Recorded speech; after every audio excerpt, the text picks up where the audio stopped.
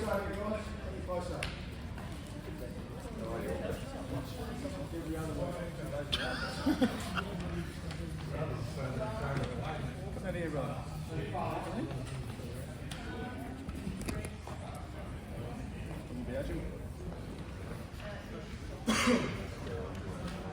Alright, good morning, guys and gals. Thanks for that. Yeah, I went first. Welcome everyone back from your weekend. Just like to welcome a couple of new starters. You've got one familiar face over here standing out in the yellow. So welcome back to Victoria Whale.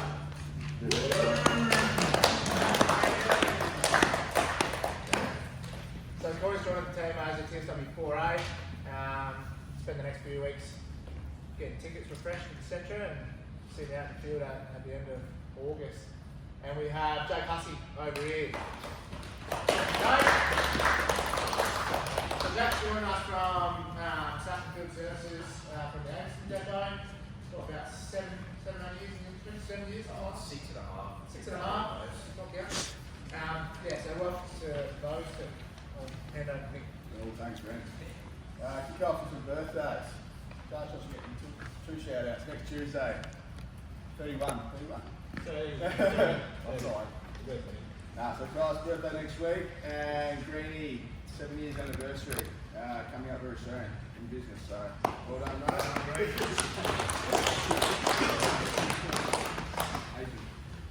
Positive recognition. So this has come back from a customer out at Brentwood. Pass on his thanks through customer communications for Matt Munchmore for his customer relation work there.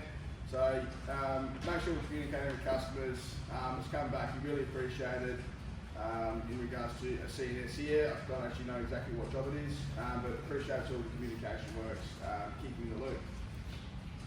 DS switching. Yeah, so a month or two ago I went through all the telescopic stuff. There's been a couple of changes to that. So now from the ground with the telescopic you can operate DF bases with the latches. So the low cluster ones, and also S&C fuse bases. So I'll pass this around. Is that opening and closing? Open and closing. So I don't know how long that'll stay in until someone flushes across the base. So yeah, just because you can doesn't mean you should. Of course, do an assessment. If it's blowing a gale, probably not best to go up there with the stick, like 80% of the breaker. But yeah, if we change apart from that, that's it. Cool, thanks Chris. Moving on to the neighbour lines. So the boys were out changing, I would work on SLOs the previous week. Pre-start work, their testing showed the council light column that they were working on that they attended had 33 volts on the column. The fan was fed from the adjacent light, which had 16 volts on the column. The circuit breaker was turned off, retested the lights, which had millivolts on the columns. This was referred back to council via the SLO system. So excellent as reporting here. They followed the correct procedure and reported accordingly. So continue doing that. Make sure we are very, very aware when we're working on steel assets. Make sure we're following our testing, keeping ourselves safe, and following that exact reporting culture. So that's excellent work. Albanese. Yep, just got an equipment standards bulletin. So this one just is around the 19 kV swerve pole mounted transformers. So obviously there's an issue with the plastic bushings on these. So Tyree have redesigned these transformers to have a porcelain bushing on them. There's a bit of a height difference with these transformers, so they've come up with a bracket. There's this bracket here. So whenever you're putting up these transformers, should only affect 25 kVA and 10 kVA transformers. So there's a bracket that's to be used. If the clearance from the LV isn't an issue, then you don't need to use that bracket, alright? It's only when there's an issue when installing it with the LV. This is only until Tyree can come up with a suitable plastic bushing. So obviously they've had outages due to this bushing failing. Alright, I'll pass that around. So just actions to be taken. Install the additional bracket when clearance from the LV crossarm is reduced due to increased tank height. Use the same existing mounting method with 1 bolt and hook bolts as per E-drawing E1455. The bracket can be removed if suitable clearances are met. Alright, so yeah, the rest is just for the sixes if it needs to be ordered, it can be ordered from stores. So I'll just pass that around to everyone, you can have a look. So we'll cross over if it comes up in our plan work, guys. But yeah, just be mindful on breakdowns. If you see all these transformers, Replacing it like for like, you need to order one of these brackets with it when you get it out to site. Yeah, I've got an electric shock in accommodation. So on the 23rd of July, transmission lines worker received an electric shock after using a kettle in their work provided accommodation. So just be mindful that things, hazards can pop up once you've knocked off in your accommodation. Planners don't always check everything, so just be mindful. Not really much could have prevented that. You're not going to take your multimeter in there, so just be aware. There's a red alert that came out this week. So there's a microsleep reported. So early hours of Saturday morning, during the weather, I would assume with the storms, the power line worker was driving a ute through the hills when the vehicle contacted a roadside guardrail, damaging the train. So this was a result of a microsleep. Force of the impact woke the driver, who was able to recover the vehicle and stop safely on the side of the road. No injury to the driver, but obviously a lot more serious outcomes could come of it. No other vehicles included in the accident either. So a safety event review is currently underway to uncover the learnings and preventative actions. However, in the meantime, this incident serves an important reminder for the following. So, when assessing actual fatigue levels, consider your hours awake. Remember, fatigue accumulates over the time and can affect alertness. Be aware of the early signs of fatigue and check in with your leader. Make sure we're notifying and keeping in contact with our duty officers as well, guys, when we're doing these breakdowns. Recognise that after the completion of work and you drive home, you're at higher risk of fatigue and the impacts of microsleeps. Some examples that we could use is leaving vehicles and travelling together with a passenger to assist with staying awake and eliminating fatigue. Avoid the overuse of heaters. Stop driving immediately. Notify our leaders and reassess your fatigue levels. Even include the use of a power nap if necessary. So please revisit our team's safety stop work driving action plans. Your personal commitment to driving safely is highly important. So yeah, very lucky with that one, guys. Just be mindful, make sure we're looking after ourselves and each other when it comes to fatigue. Plenty of night work, plenty of travel at the moment, so please be mindful, keep the conversations going around that. Culture working party. So just an update with where we are. 1 out of 8 outstanding actions, which is in reference to the ADPs. They're ready to kick off soon for 2024, and an action here to follow up into next year and keep going on them. Culture Working Party will be going through the results in detail on Wednesday the 31st for the Culture Engagement Survey. All this will be presented to the entire team at the next safety meeting. So I've got a printout, I think, on my desk there next to Seamus, which we can hand around. That one right there, Seamus. Next one over. You can both that actually, mate. Yeah. So this printout shows that we're heading in the right direction, noting we certainly still have some work to do. So continue to keep the focus on the culture. Yeah, thanks everyone with your efforts and just keep the conversations going and all the feedback. It's much appreciated.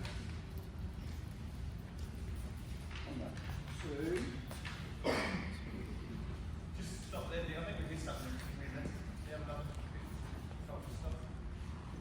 It's coming, just relax, it's coming. No action plan here too, guys. So this is clear. Clearly shows our actions, what's been complete and what's outstanding as well. We'll have this posted up somewhere. Did we solve this going? Put a couple in the content room, we'll put on those put out back. So you guys can have a look at what's been happening, what's in process. Some dates and stuff. Just to keep us all updated on where it's all headed. Yeah. I won't bother passing this around now, guys, but yeah, you'll see it close up around the depot, so make yourself familiar with it and keep talking about it. We'll update that after our community catch up on, is that Wednesday?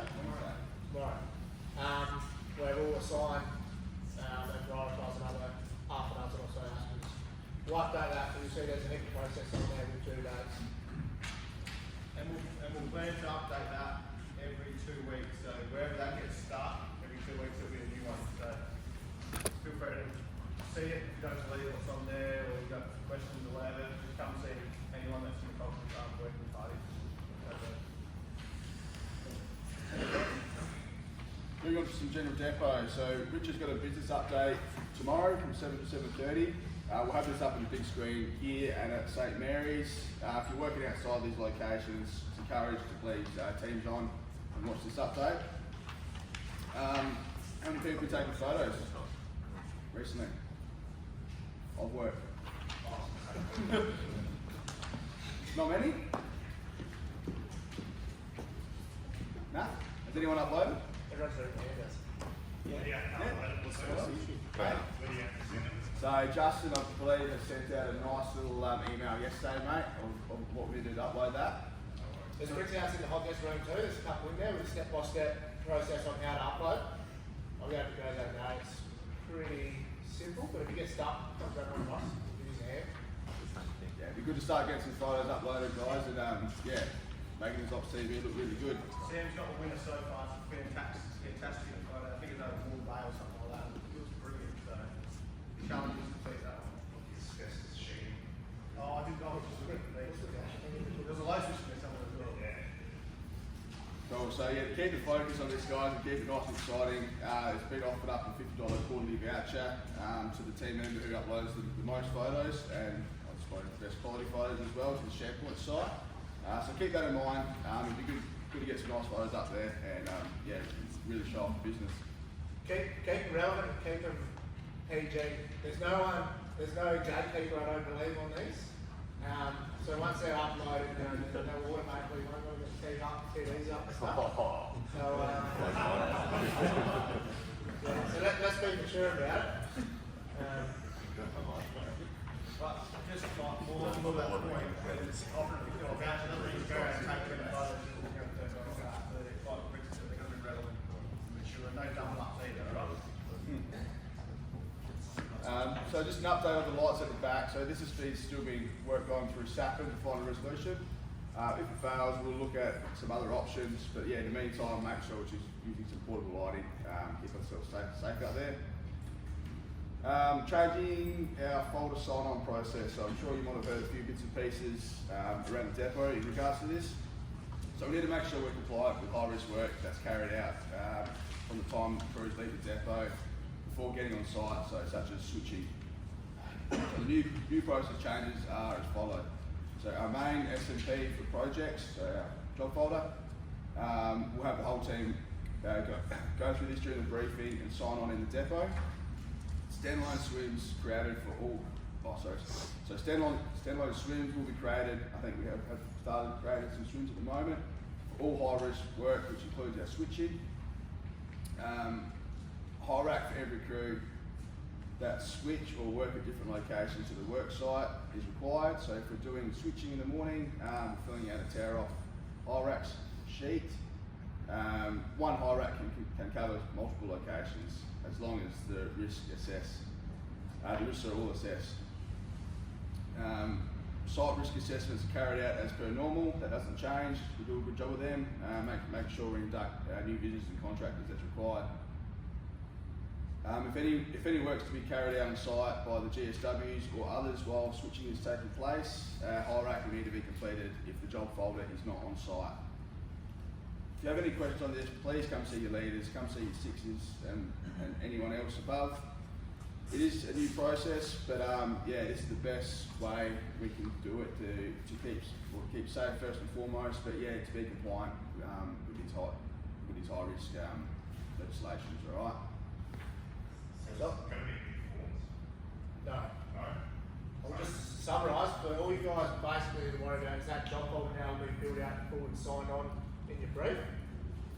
And when you're leaving your part your ways, whoever's got that folder doesn't need to fill in a high rack, because that folder is the swims in a high rack. But every other switching crew that's out, say we've got multiple crews, there's only one job folder. Those other crews that don't have that job folder just fill out that high rack that everyone should have on their truck. So if you've got a high rack, pull from the truck, let us know, we'll get you one. That's pretty much it. Still want everyone to get together on the site and go through all the hazards and have your tailgate as you do, because that's the most valuable part of the whole process. But just to be compliant and make sure that we're assessing the risks of our high risk work, the hire acts to be filled out by those that don't have the job folder. It's possible to generate a copy of the folder and give a copy of that one, send it over, and on a fresh one every time. You have to have every single page. We did talk about that down that path. Yeah, for that to be compliant, needs to be every single page of that folder, which can't miss it. We did talk about it. Plenty of people involved. We honestly tried to get the best way forward.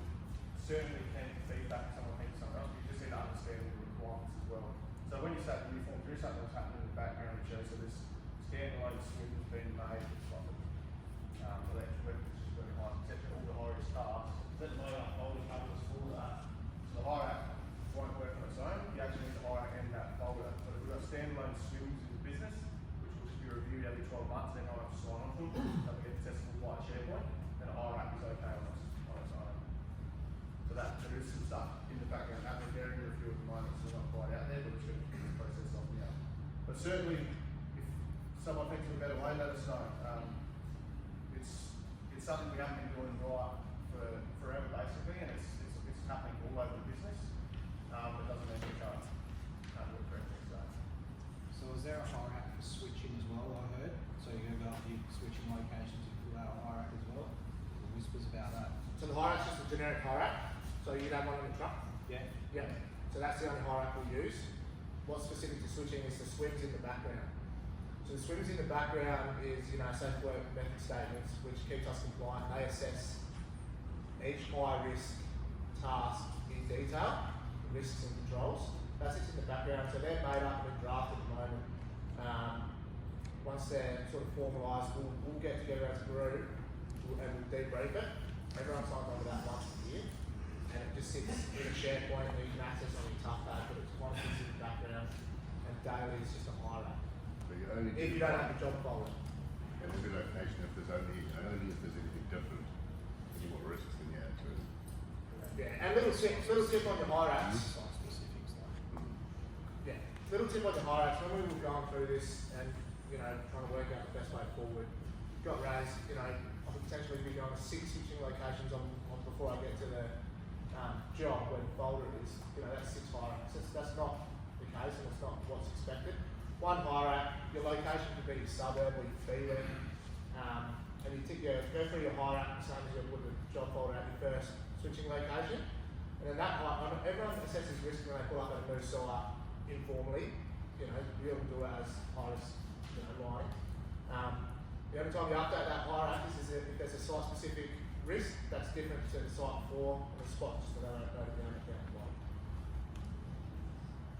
So there's also other reason behind this, we're building to be able to cater for clients as well. Every time we come to work for our clients, they look at our folder and almost laugh at us because they don't understand it. It is a really good document, but no one else understands it. It's an asset network and sort of led document. Everywhere else across Australia, more widely, we have standalone students that they sign up for 12 months. So it sets us up to be able to move out. Neil's not in that meeting, work all over the place, so it sounds like I'm on the right path there. So yeah, it sets us up to be able to go work up clients a lot easier than having to change our processes. So we honestly do want it to be simple. We don't want to put more burden on everyone. So we think we've got it right, but yeah, certainly give us feedback as we go. And we'll get some of the field people involved too. If we do this, we'll do that and everyone else. So we've got that.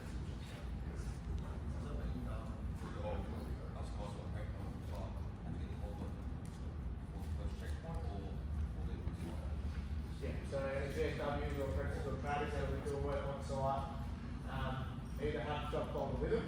So that'll be a discussion in the brief. If there's going to be significant work taking place on the job site while other crews are out switching, it may be easier to give the GSWs or whoever's doing that work the job folder, the 5 have CNS paperwork out the job folder and they do a hire act. Otherwise, the GSWs and everyone can get by with a hire act on the job site once we've got the specific swims put in place. So, On that, quite often the GSWs and apprentices will probably leave a brief bit early to go do that prep work. make sure we're going through the job in full, we're going through the whole SMP and getting signed on prior to anybody leaving that briefing as well, alright? So just keep in mind to make sure we're compliant in that aspect as well. I think the team leader should hold on to the folder rather than give it to GSW as well. Because you got your e-drawings, you got your CNS feed plans. Yeah, that's fine. Fine, And energise. those got to work out on the job site before the team leader gets a folder. They'll need to complete a hire up. How do we go with traffic control? Do we need them to sign the hire? All contractors should sign off on the site briefing.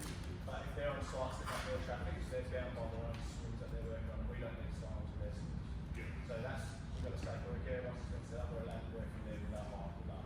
Once we're on site, they sign to, Yeah, just so you You've know got to have those swims as well, haven't you? don't change it. yeah. A copy written on the folder. Yeah. So with the job folder, you should be writing the swims on there. So the traffic controllers swims, you should be writing it on there and approving. Well, we're reviewing to say that we've received it on all the job folders. So the team leaders should be doing that if you're not aware of that. And that's no different from what we've been doing anyway. Last site, that really hasn't changed.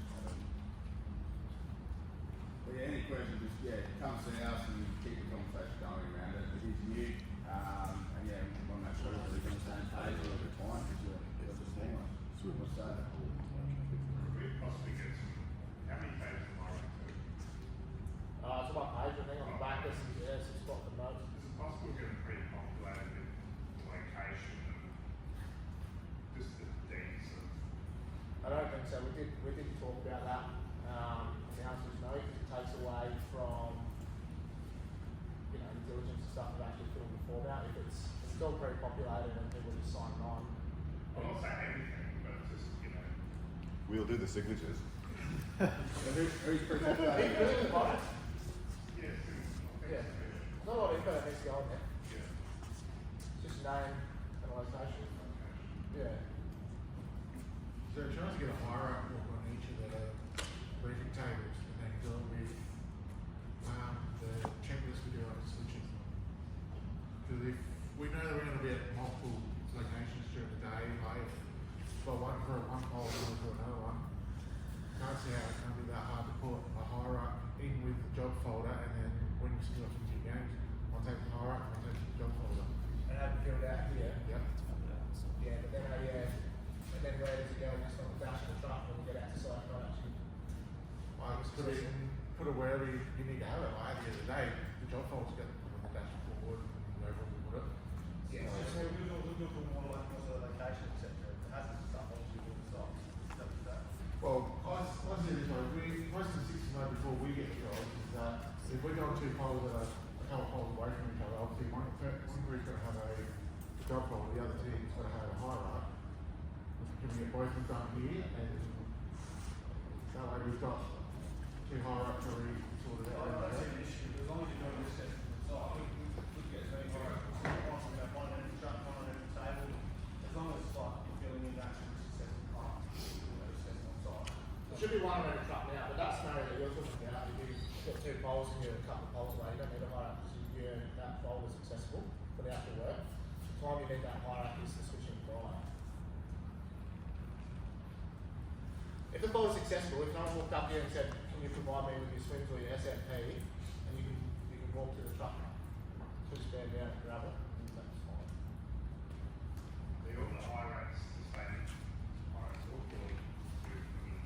Job folder at the end of the day, fair enough. Yeah. Good conversation. Keep bringing the feedback back as we start doing it. Like I said, we don't want to make it harder. Unfortunately, we're not on. So probably important when everyone leaves the toolbox this morning, just check that you do have a hire up in the truck. If you don't let us know, then we'll give you one. I think, like I said, our swims are still being finalised and created, but good to have it now. We're filling out these IRACs when we're doing our switching and going through the motions.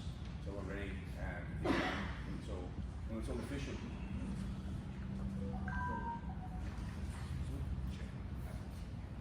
That's all I had. Anything from the group? The any of the bands that are parked out here, can Can they get moved inside? Because when everyone's here, we don't have enough car parks. Possibly. I've got enough car parks at the back. I just see No. end of the vehicles. Yeah, I'm not too sure, mate. I'll have to look how many free car parks we've got at the back. One of them can get parked right at the back because it's empty. It's supposed to be somewhere else in the business. It's supposed to be. And then the other van, I should be taking it to from site. I've just had issues with it last week. So I was at Toyota for 4 out of 5 days. So yeah, I'll get it moved. Are you sure, Jan? We'll get it. Just Some lights, we over, there's lights on, car park. Go ahead, Jess. Whereas, Right, hold on then. Can these people just come see me after the toolbox, please? Oh, Butchie, Hugh, Granny, Brownie, and Reese. What about